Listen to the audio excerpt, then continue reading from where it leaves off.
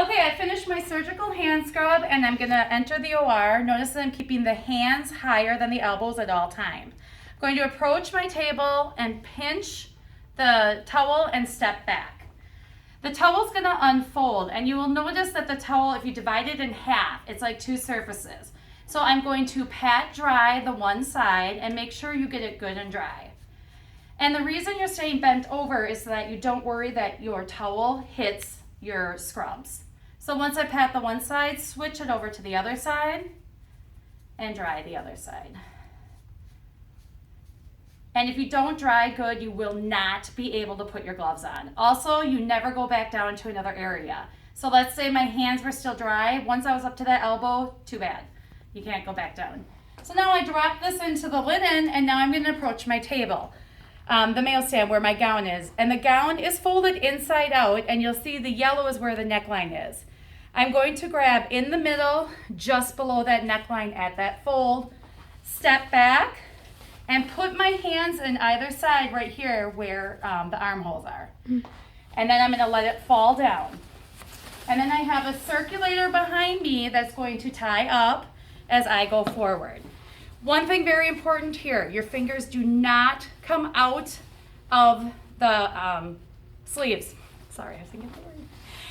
You'll want to keep them back. If they come out of that sleeves, it's contaminated. Oops, actually it should be in the back, inside.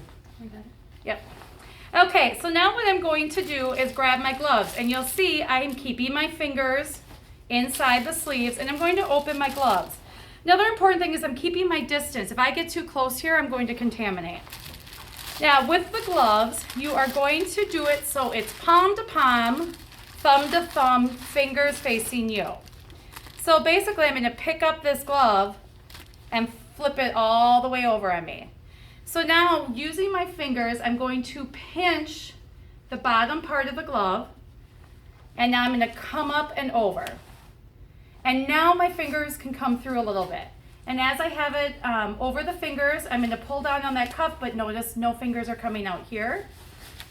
And now I'm going to slowly pull and make sure you don't tear this or pull too hard because it will tear the gown. And I'll pull my fingers out and get that on. And you're going to get it so it's not going to be perfect at this point, but enough that you can put the other glove on. Pick up the other glove and again, flip it over so you have it on the palm and the fingers facing you. And now I'm going to flip it over, pull my cuff down, and this side will be easier because you have that other glove on.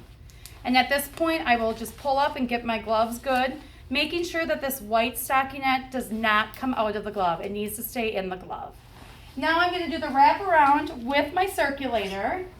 So what I will do is I have the tag, and you will see the blue part is where she can grab it. So what I will do is give her the blue, then she'll come behind me a little bit, and then pull that tag off, and then I will tie my gown.